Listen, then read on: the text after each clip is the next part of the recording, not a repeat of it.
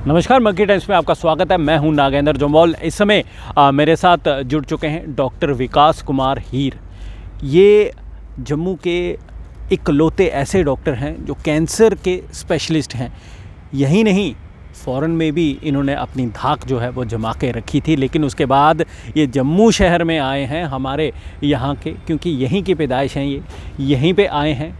कारण क्या है आने का, ये चीज़ें इनसे पूछेंगे। और साथ ही साथ आपको ये भी बता दें, डॉक्टर विकास हीर ये MS general surgery schemes Srinagar से हैं और UCC फेलोशिप जो है ये गायनी ऑन्कोलॉजी जो है ये कर रखी है इन्होंने। इनसे ही जानते हैं कि UICC आखिर होता क्या। पहले तो डॉक्टर साहब आपका स्वागत है। जी नमस्कार इंद्र जी। नमस्कार मैं दर्शकों को। मेरा नाम डॉक्टर विकास हीर है। मैं एक सर्जिकल ऑन्कोलॉजिस्ट हूँ, कैंसर सर्जन हूँ जी। जैसे नरेंद्र जी ने बताया कि UICC एक्चुअली एक union for international cancer control care, एक world wide renowned cancer care management group है जो एक स्पॉन्सर्ड फेलोशिप ऑर्गेनाइज़ करते हैं जो बाकी सभी कंट्रीज़ के लिए जी। इसमें मैं एक भगवान का शुक्रिया है कि मैं एक लौता UICC फ़ेलो हूँ अपनी स्टेट का, जिसमें मैंने गायनी ऑन्कोलॉजी फेलोशिप की है national cancer institute south Korea से, जो एक दुनिया में एक माना हुआ एक कैंसर इंस्टीट्यूट है गायनी ऑन्कोलॉजी को लेके। उस पर स्पेशल ट्रेनिंग मैंने की है इसमें C ओवरी में, हाईपेक में, जिसका मैं चाहता हूँ बेनिफिट अपने लोगों को दूँ। साथ ही साथ दर्शकों आपको ये भी बता देते हैं कि ये पोस्ट डॉक्टरल फेलोशिप जो सर्जिकल ऑन्कोलॉजी है ये भी हैं, ये टाटा मेडिकल सेंटर से कर रखी है। Surgical oncology fellowship SMVDH Katra, consultant onco surgeon हैं ये। काफ़ी तमाम ऐसी चीज़ें हैं जिनके नाम भी हमने नहीं सुने और ना ही हमें प्रोनाउंस करने आ रहे हैं डॉक्टर साहब, जो सीधी सी बात है आपको बता दें। नहीं, ये सब हमारा मेडिकल टर्म्स में है, सब कुछ आम लोगों के लिए समझना थोड़ा मुश्किल है, बट सिंपल भाषा में बताऊंगा कि ऑन्कोलॉजी का मतलब कैंसर है, कैंसर केयर को बोला जाता है। ऑन्कोलॉजी के हमारे हर टाइप का कैंसर आप इलाज कर लेते हैं? जी, हर टाइप का एक्सेप्ट ब्रेन का और स्पाइनल कॉर्ड के जो ट्यूमर होते हैं वो उसमें न्यूरोसर्जन स्पेशलिस्ट होते हैं, तो उनको छोड़ के बाकी जो भी शरीर में कहीं भी अगर कैंसर है उसका इलाज हम करते हैं। अमूमन डॉक्टर साहब ये देखा जा रहा है, हम जम्मू की बात करेंगे, जम्मू शहर की, जम्मू चलो कश्मीर की भी कर लेंगे साथ है, वो भी अपने ही हैं। यहाँ पर हर 10 में से जो हैं 3-4 इंसान ऐसे हैं जिनको ये कैंसर हो जाता है और उन्हें पता भी नहीं चलता। जी बिल्कुल। एक्चुअली कैंसर का अभी इंसिडेंस इसलिए बढ़ा है क्योंकि हमारे पास एक तो लोगों को अवेयरनेस काफ़ी हो रही है मीडिया के माध्यम या न्यूज़पेपर या फिर जो भी हमारे सेलिब्रिटी जो इसको कर रहे हैं एडवर्टीज़मेंट, और हमारे पास अर्ली डायग्नोस्टिक टेस्ट भी अवेलेबल हैं। जम्मू में भी हमारे पास ऐसे टेस्ट हैं जिसमें हम अर्ली स्टेज में कैंसर को पकड़ सकते हैं। तो इसका मतलब ये नहीं है कि कैंसर का इंसिडेंस बड़ा है, वो भी एक हिस्सा है, हमारा लाइफस्टाइल ऐसा है जिसमें वो थोड़ा उसका एक कंट्रीब्यूट कर रहा है risk factor. But more likely मुझे लगता है कि जो हमारे पास टेस्ट अवेलेबल हैं अभी और लोगों में अवेयरनेस है जो अपने इलाज के लिए आगे आ रहे हैं, उसी से हमें लग रहा है कि कैंसर का इंसिडेंस ज़्यादा हुआ है। दर्शकों आप ये भी हम बता देते हैं कि इस समय डॉक्टर साहब जो हैं ये शंकस मेडिसिटी कैंसर हॉस्पिटल जम्मू में जो हैं और वहाँ पर कार्य करते हैं, वहाँ पे कार्य कर रहे हैं। ये ग्रेटर कैलाश में अस्पताल है, प्राइवेट हॉस्पिटल है? नहीं, प्राइवेट हॉस्पिटल तो नहीं है, ये एक शंकुश कैंसर हॉस्पिटल, एक आयुष्मान एम्पैनल हॉस्पिटल है। यहाँ पे हम जितना भी इलाज सभी मरीजों का आयुष्मान के अंदर कर रहे हैं।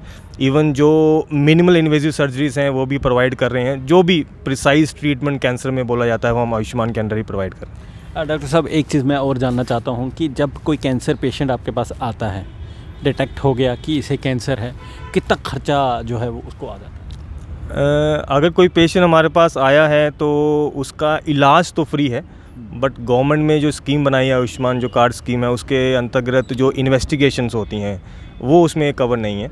बट जो इलाज का खर्चा है, जो अगर सर्जरी है, कीमोथेरेपी है और किसी पेशेंट को रेडिएशन थेरेपी भी मिलनी है, वो सब उसमें कवर है। बट इलाज जो इन्वेस्टिगेशंस है वो उसमें कवर नहीं है। वो कवर नहीं है। तो इसका मतलब कि जो गरीब आदमी है वो कहाँ जाएगा? गरीब आदमी के लिए भी हमारे साथ कुछ जो लैब्स में हम कॉन्टैक्ट किया हुआ है उसको हम मैक्सिमम डिस्काउंट में हम सब कर रहे हैं।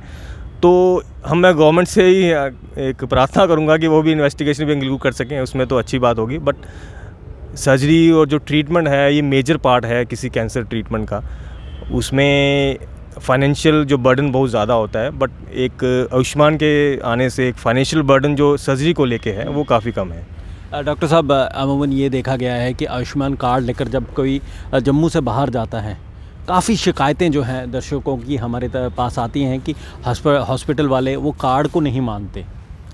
बाहर ये प्रॉब्लम है, बाहर थोड़ा सा आयुष्मान कार्ड को लेके ये प्रॉब्लम है, क्योंकि वहाँ पे जो प्राइवेट इंश्योरेंस को ज़्यादा प्रेफरेंस मिलती है, और जो मैक्सिमम कॉर्पोरेट हॉस्पिटल है उसमें क्या सुविधा है कि एक छोटा सा अलग से आयुष्मान वार्ड टाइप बनाया होता है, इसमें वो कुछ लिमिटेड बेड उन्होंने उसके लिए रखे होते हैं। बाकी ट्रीटमेंट वहाँ प्रेफरेंस हमेशा टीपीए जो प्राइवेट इंश्योरेंस और कैश पेशेंट को ही मिली जाती है।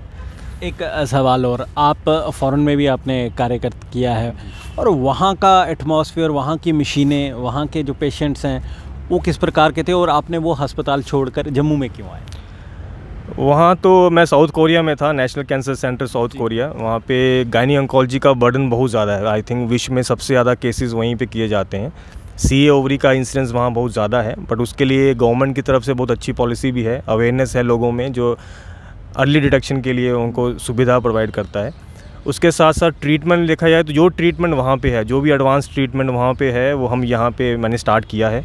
एक ओवरी में एक ट्रीटमेंट है हाईपेक इसको बोलते हैं, आजकल बड़ी न्यूज़ में है, हाइपरथर्मिक इंट्रापेरिटोनियल कीमोथेरेपी की बोला जाता है। उसमें क्या एक्चुअली क्या होता है कि पेट के अंदर सर्जरी के दौरान ही कीमोथेरेपी दी जाती है। उसका बेनिफिट है कि वो जो पेशेंट का सर्वाइवल है वो उसको बढ़ाता है। सपोज अगर किसी पेशेंट को सर्वाइवल हम एक्सपेक्ट करें, जस्ट फॉर एग्जांपल कि अगर वो 2 साल है, तो वो जो हमारा हाईपेक है it will increase the survival for more than 1 years, 1 से 2 साल सर्वाइवल और बढ़ा देगा। तो ये बेनिफिट है, और ये हम यहाँ पे स्टार्ट भी कर चुके हैं, हम अपने सेंटर में कर रहे हैं। ऑलरेडी हमने 8 से 10 केसेस कर दिए हैं, अभी कल ही एक केस करके आए हैं।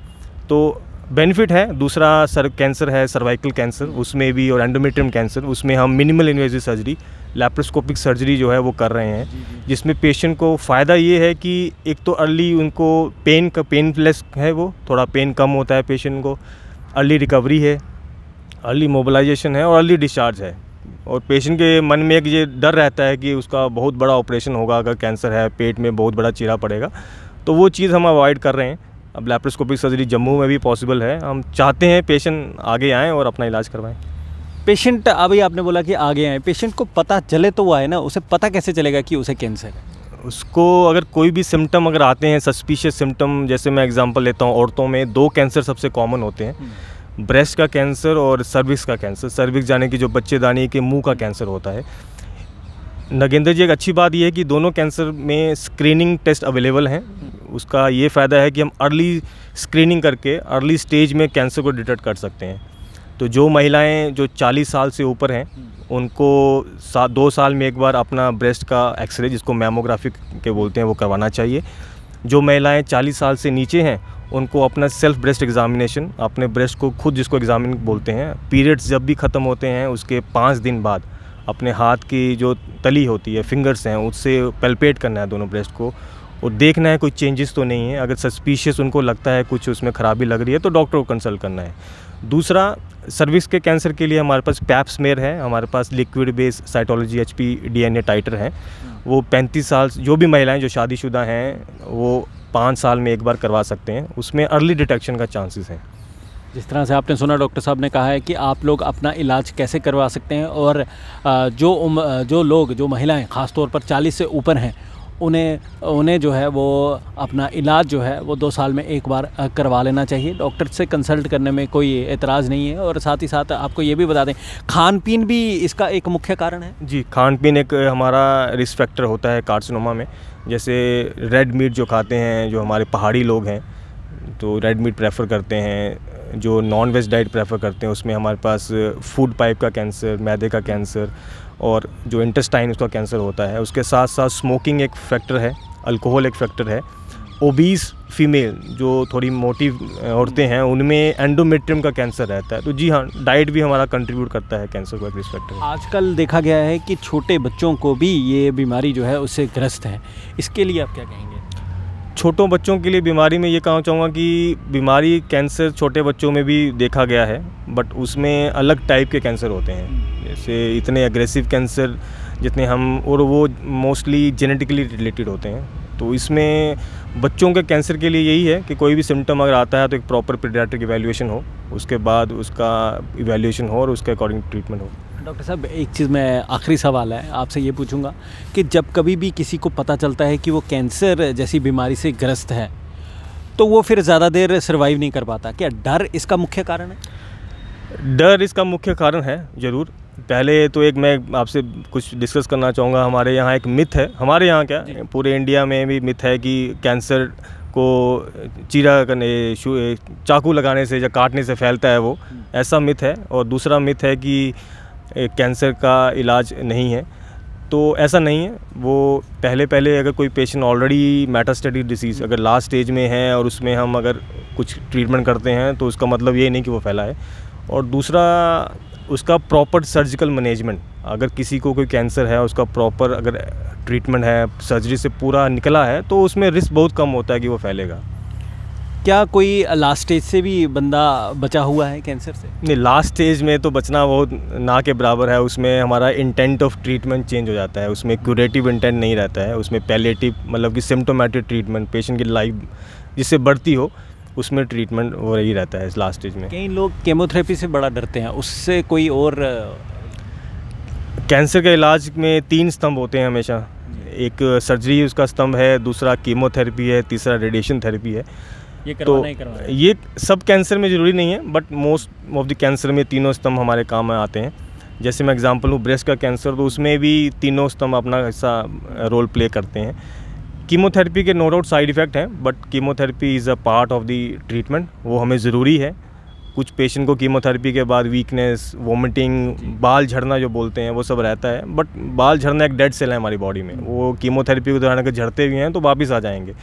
लेकिन मेरा बस यही बोलना है, अगर आपको ट्रीटमेंट करवाना है कैंसर का तो तीनों स्तंभ जो हैं वो आपको उसका ट्रीटमेंट केयर लेना पड़ेगा, तभी आपका ट्रीटमेंट सक्सेसफुल है, अदरवाइज़ तो नहीं। जम्मू में आप काफ़ी लंबे समय से यहाँ पर कार्यरत हैं, आपसे ये जानना चाहेंगे कि जम्मू में ख़ास तौर पर कौन सा कैंसर ज़्यादा इधर दिखता है? जम्मू में अभी जो मैं नोटिस कर रहा हूँ सबसे ज़्यादा, जो जम्मू में नहीं पूरे इंडिया में सबसे कॉमन कैंसर जो फीमेल्स में मैं पहले बात करता हूँ वो ब्रेस्ट का और सर्विक्स का आता है, जो अभी भी हमें मिलता रहता है, मतलब इंसिडेंस काफ़ी ज़्यादा है उसमें। और दूसरा पहाड़ों में चले आएँ तो वहाँ थायराइड का कैंसर है।